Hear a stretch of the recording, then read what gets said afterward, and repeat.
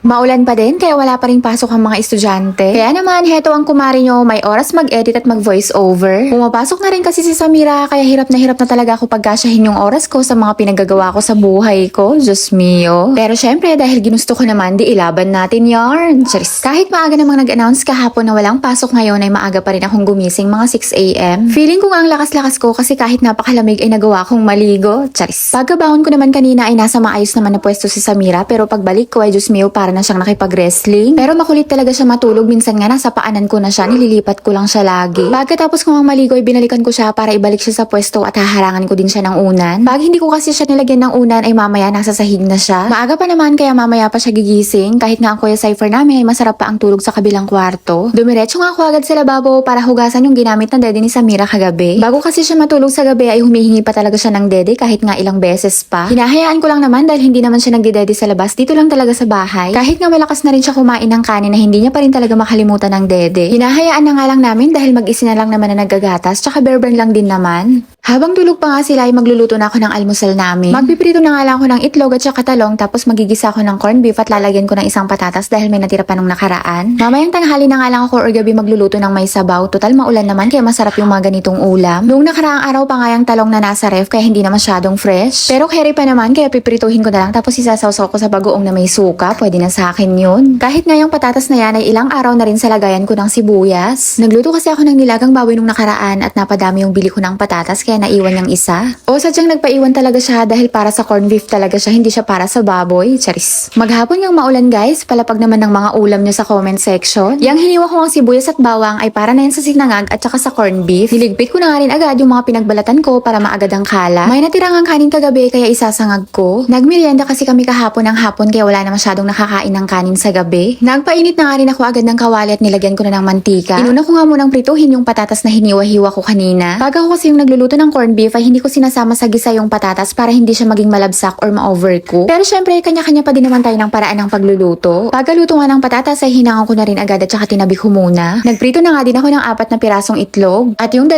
pirasong talong na hiniwa-hiwa ko kanina. Ay talaga namang nakakagutom pag ganito yung mga ulam lalo na ngayong tag-ulan. Magpiprito pa nga sana ako ng tuyo kaso nga lang ay hindi na kasi napakadami na naming ulam baka hindi na namin maubos. Diyan na nga din ako naggisa ng corned beef. Saglit ko nga lang din ginisa yung corned beef at hinangon ko din agad. Si Kuya Cypher nga namin ang may paborito ng corned beef pero si Samira hindi niya type, hindi niya gusto yan. Pagkatapos kong gisahin yung corned beef ay saka ko palang nilagay yung prinito ko kanina na patatas. Naggisa nga ako ulit ng bawang at saka sibuyas at yung sinangag naman.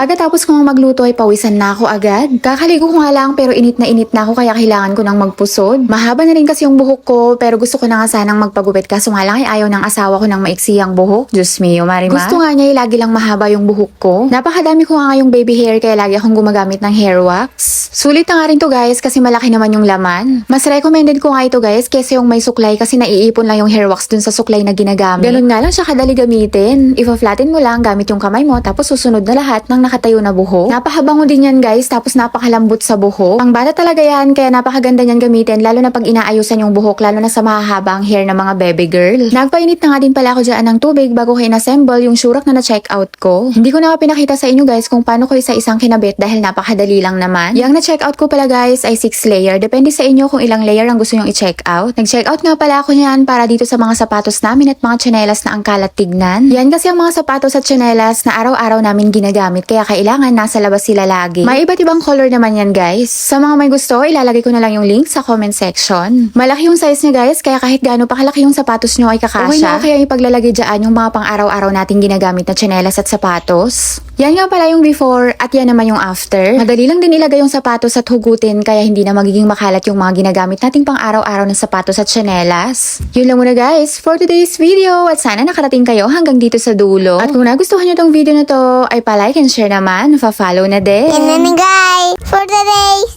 video. Yan, Matt.